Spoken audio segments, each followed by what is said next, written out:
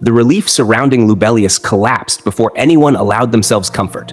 Victory drifted through the halls for only a moment, thin, fragile, already rotting beneath the weight of another approaching disaster. Rimuru stood within the chamber and felt the atmosphere tighten around him like a noose slowly pulled closed. Jahil's assault revealed how Luminus survived. That mystery faded quickly. A far greater threat already crossed the wastelands. Daggrull's turned on us, Rimuru admitted grimly. He's on the march even as we speak. The room absorbed the words in silence. Fear moved quietly there. Heavy, ancient, real. Ultima's reports painted the picture clearly enough. Fen twisted Daggrull into something far darker than an enemy king. Corruption leaked from him like poison spilling across the desert wind.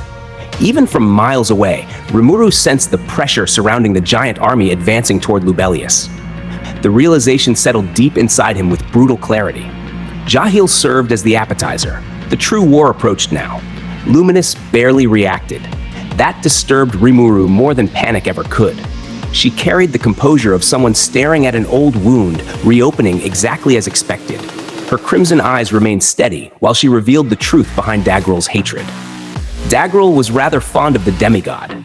She spoke softly, almost gently, yet every word carried centuries of resentment buried beneath restraint. Rimuru immediately understood what lurked underneath the conflict. Strategy merely framed the battlefield. Vengeance fueled it. As the giant army crossed the deadly desert at impossible speed, Rimuru forced himself away from emotion and toward calculation. Lubellius formed the western keystone. Its collapse would trigger a chain reaction, consuming the western nations soon after. The angels ruled the skies already. Daggrull's forces dominated the land below, advancing nearly 19 miles every hour without rest, without fatigue, without slowing. Nothing about the invasion felt natural. Even their surveillance magic carried uncertainty. Seal dismantled his confidence immediately. The Argos surveillance magic is easily fooled. That warning unsettled Rimuru more than raw power. A visible enemy could be fought. A distorted battlefield poisoned every decision before the battle even began. He searched desperately for fractures within the chaos.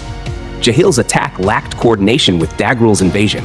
Competing ambitions existed somewhere inside enemy ranks. Perhaps Jahil pursued his own agenda entirely. Hope survived only in fragments. Hinata remained trapped in Inglasia, protecting vulnerable leaders. Rimuru understood the truth growing heavier with every passing minute. Lubellius would stand alone.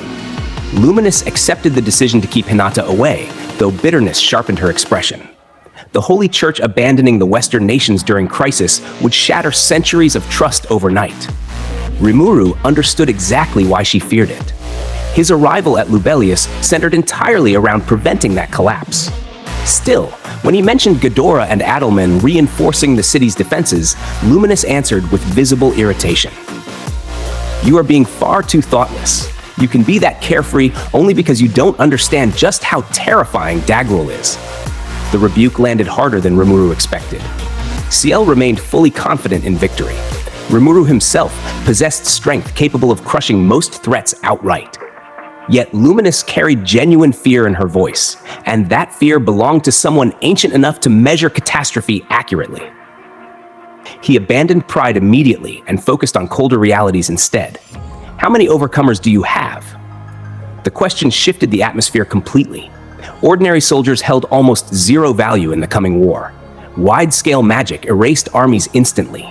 Monsters capable of flattening cities rendered conventional forces meaningless. Rimuru refused pointless sacrifice disguised as heroism. Luminus revealed Lubellius piece by piece. 10,000 temple knights existed publicly, but hidden beneath them stood the 7 great nobles, overcomers ruling beneath Louis, the stand-in king himself. Even Gunther, the silent butler calmly pouring tea nearby, carried terrifying significance. One of the disciples of the demigod. That revelation deepened the unease surrounding Lubellius entirely. Every powerful figure inside the nation traced back toward the demigod's bloodline somehow. The kingdom itself resembled a monument constructed atop forgotten divinity and buried sins. Then Rimuru revealed Ultima's latest report. Daggrull's force is called the Bound Titans. 30,000 giants marched toward them. Nearly 1,000 surpassed over A rank. Luminus answered with only 4 words. Quite a piece of work. The understatement chilled the room more effectively than panic could. Without the Crusaders, Lubellius faced overwhelming odds. If the Holy Land fell, the Western nations would crumble shortly afterward. Rimuru refused that future completely. Yet another question lingered over the strategy meeting like gathering thunder. If Daggrull himself entered the battlefield, could even Luminus survive? The balance between Daggrull and Luminus survived across centuries through mutual fear rather than peace. Both demon lords cultivated monstrous armies through endless eras of conflict. Now war returned once again, and victory depended heavily upon the nightmare standing beneath them. Rimuru listened carefully while Luminus unraveled the enemy hierarchy. Glassword, Fen, and above all, four-armed Basara, second in command of the Bound Titans, a monster rivaling million-class beings. Even powerful figures like Caroline and Frey suddenly felt insignificant beside names carrying such overwhelming weight. Rimuru questioned the absurd scale openly, and Luminus answered him with exhausted honesty. Why wouldn't it be this way? We've both been demon lords for a long, long while. Ancient fatigue echoed through her voice. Then came the deeper history. Basara and Kasara, the first giants, once devastated the world through sibling rivalry until Daggrull subdued them personally. Tragedy poisoned everything afterward. Kasara died giving birth. Basara descended into madness afterward and remained sealed away until the times called for it. Now those times arrived. The situation darkened further with every comparison. Luminus possessed Gunther, Luis, and the Seven Great Nobles, elite warriors equal to Demon Lord seeds. Daggrull possessed horrors. Fen stood stronger than Daggrull himself. Glassword approached 2 million EP. Nearly 100 elite giants exceeded 100,000 EP individually. It's been a while since I last saw sheer numbers as a threat, Rimuru admitted quietly. That confession mattered because Rimuru rarely feared overwhelming force anymore. Yet this war carried pressure large enough to force caution back into his thinking. Then Xion shattered the tension completely. Come on in, everyone. The chamber doors opened. 3 figures stepped inside nervously. Dagra, Liura, Chankra, Daggrull's sons. The room froze instantly. Rimuru expected betrayal, demands, rage, some hidden trap prepared beneath fake loyalty. Instead, Dagra scratched his head awkwardly and groaned. Sounds like Dad switched sides, huh? It's so embarrassing. The absurdity struck Rimuru harder than hostility ever could. The brothers eagerly described their training beneath Xion and their attachment toward life inside Tempest. Chankra laughed excitedly while discussing beating up his Uncle Fen.